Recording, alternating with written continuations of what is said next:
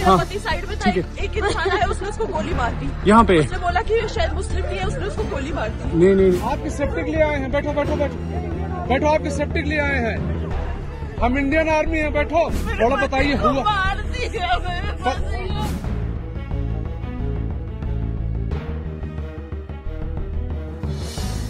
ते आले, पर्यटकांना आधी त्यांनी नाव विचारलं, नंतर धर्म आणि त्यानंतर गोळ्या झाडून ठार केलं।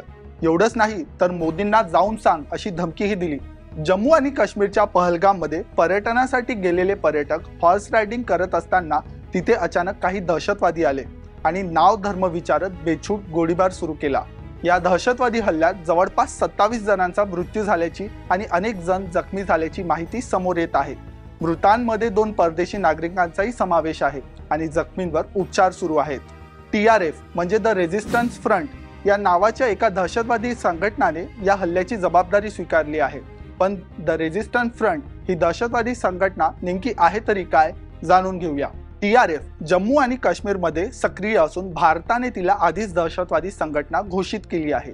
2019 मध्ये जेव्हा भारत सरकारने जम्मू आणि काश्मीरमधून कलम 370 रद्द केलं तेव्हा हा गट उदयास आला। TRF हा पाकिस्तान स्थित दहशतवादी संघटना लष्कर-ए-तय्यबाचा भाग असल्याचे मानले जाते। 14 फेब्रुवारी 2019 रोजी पुलवामा येथे जैश-ए-मोहम्मदच्या आत्मघातकी हल्लेखोराने 200 किलो स्फोटकांनी भरलेलं वाहन CRPFच्या ताप्यावर धडकवले, ज्यामध्ये 40 जवान शहीद झाले। या हल्ल्याची जबाबदारी जैश-ए-मोहम्मदने घेतली। तपासात 19 जण आढळले, ज्यात जैश-ए-मोहम्मदचा कमांडर मुदासिर अहमद खानचा समावेश होता। अनेक दहशतवादी हल्ल्यांमध्ये TRFचे नाव पुढे आले आहे। भारत सरकारने 2023 मध्ये बेकायदेशीर क्रियाकलाप प्रतिबंधक कायद्याअंतर्गत TRFवर बंदी घातली। त्यांचा नेता शेख सज्जाद गुल याला दहशतवादी घोषित करण्यात आले आहे। TRFने सुरक्षा कर्मचारी आणि नागरिकांवर अनेक हल्ले केले आहेत, ज्यात 2020 मध्ये भाजप नेत्याची आणि त्याच्या कुटुंबियांची हत्या आणि 2023 मध्ये पुलवामा येथे काश्मीरी पंडित संजय शर्मा यांची हत्या याचा समावेश आहे। 2019च्या पुलवामा हल्ल्यातही TRFचे नाव पुढे आले,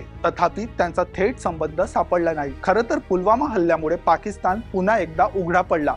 अशा परिस्थितीत ISI आणि पाकिस्तानी सैन्याने मिळून TRFची स्थापना करण्याचा निर्णय घेतला। मंगळवारी झालेल्या दहशतवादी हल्ल्याची जबाबदारी TRFने घेतली असून हल्ला झालेल्या पर्यटकांना मोदींना जाऊन सांगा अशी धमकीही दिली। या हल्ल्याचा मास्टरमाइंड सैफुल्ला कसारी असल्याचं समोर येत आहे। भारत सरकार या हल्ल्यावर पुढे काय कारवाई करेल यावर सर्वांचं लक्ष लागून आहे।